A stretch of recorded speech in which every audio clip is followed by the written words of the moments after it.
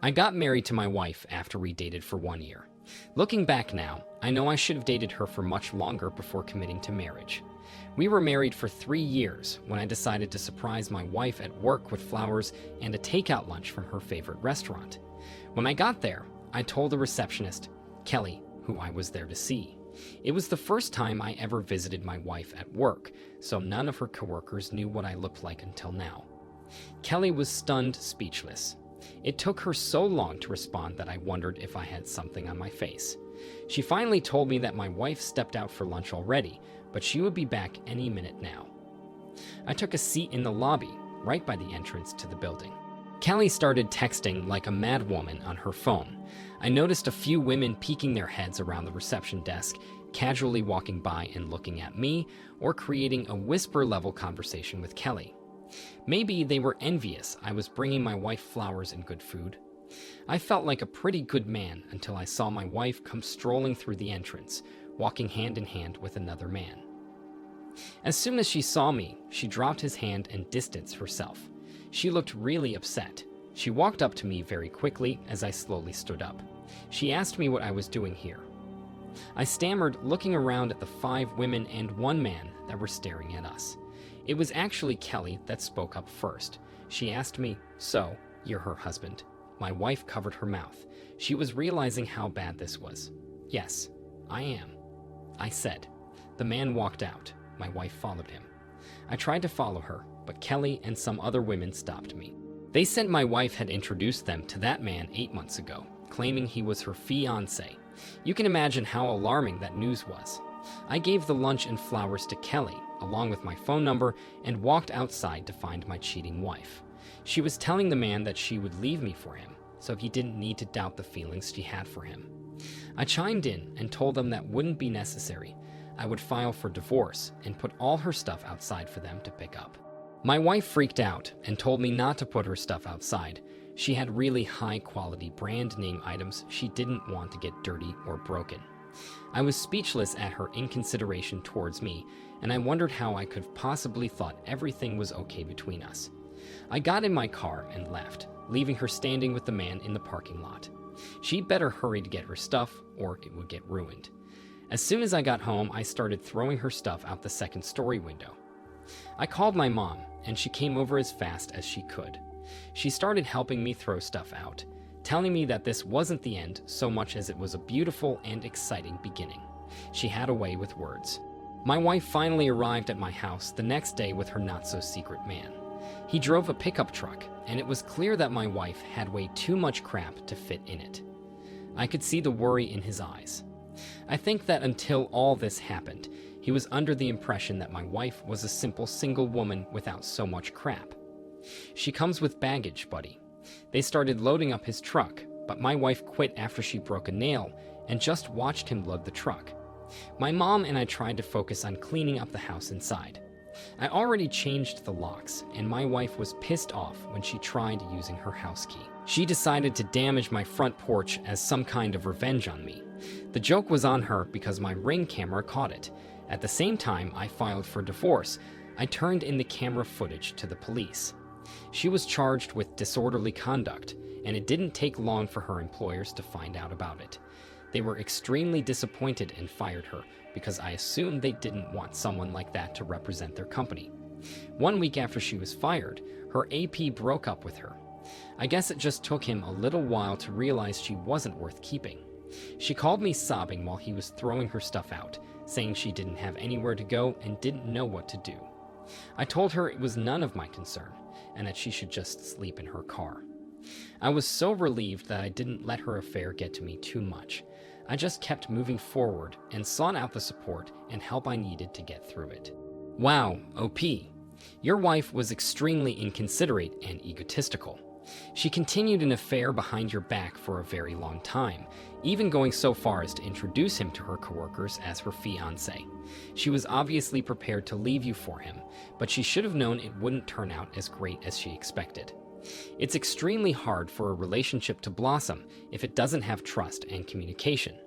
She didn't have trust or communication with you or her AP. It's so perfect that she ended up camping in the woods. What karma could have made more sense?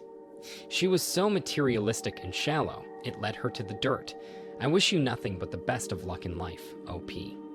Now for today's second story. My wife, 30, of 4 years, told me, 32, she had to go on a business trip 5 hours away that included one overnight stay. She'd never had to do this before, but she was only at this job for 9 months at the time. She told me they were so pleased with her work that they chose her to be the one to go. She would be paid to do this, and it was like a nice little getaway. Since I didn't express my enthusiasm, she added that she needed time alone to do some soul searching. That was an odd comment. I asked her how she expected to do any soul searching while on a 2-day business trip. She just rolled her eyes and said I was being too technical. On the day of her departure, I thought about how weird it was that she said she needed alone time. My wife didn't like to be alone normally, and this town was so far away. I told my friend what was going on, and he convinced me that we should follow her. At first, my wife hesitated to tell me her hotel room number. She gave some lame excuse, but I told her it was just for safety purposes, and there was no way I was going to drive 5 hours to come see her on a one-night stay. It was so funny.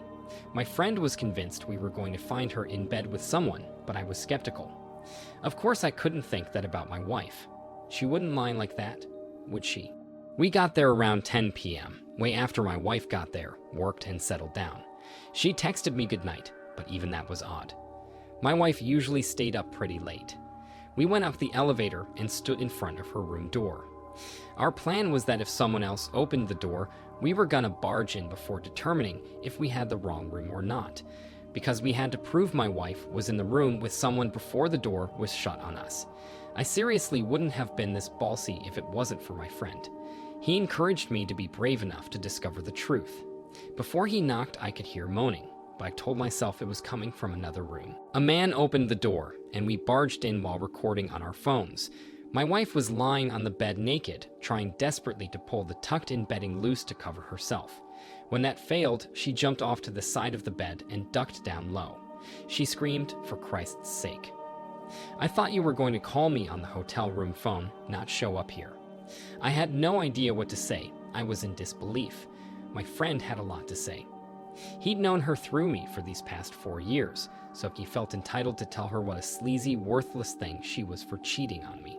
He pointed the camera at the guy, and he covered his face, grabbed his stuff, and ran down the hallway. It was like he wasn't supposed to be there and couldn't risk being discovered. My wife cried and tried to yell after him, but realized it was hopeless. She realized he didn't want to stay with her or defend her at all. She hugged her knees, crying, sitting naked on the floor in the corner of the hotel room while being filmed. All I could think was that she deserved it. While recording, I asked her what the hell she was thinking.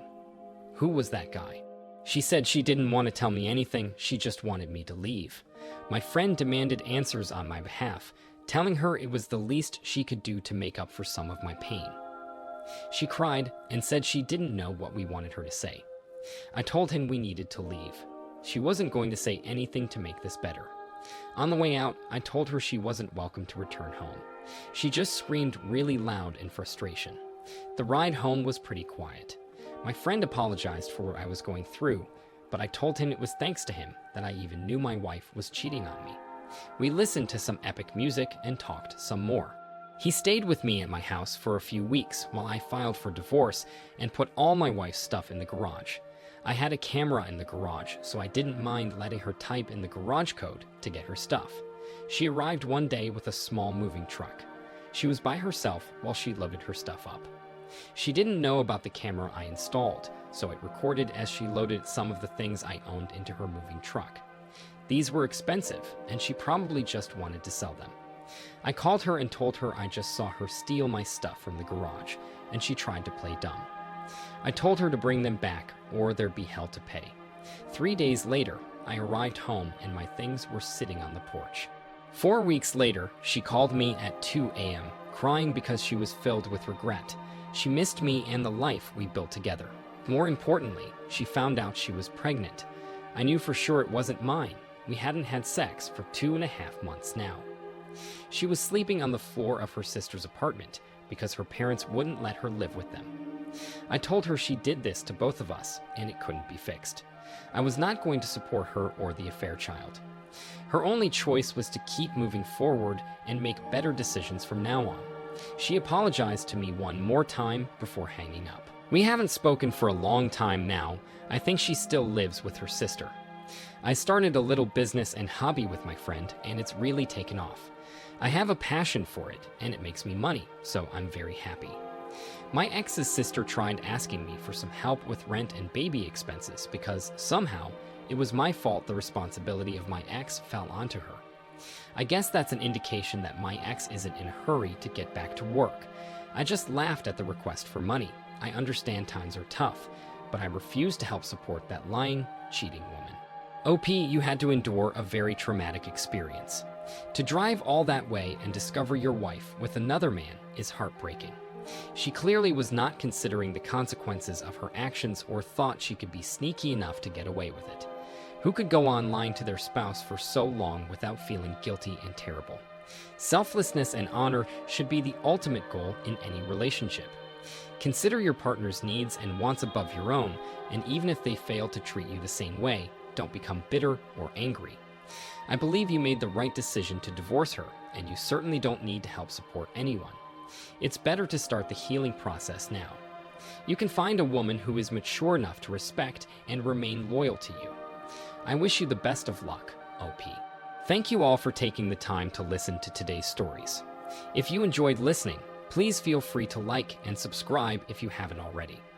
Also, comment below with your thoughts on what happened. Take care.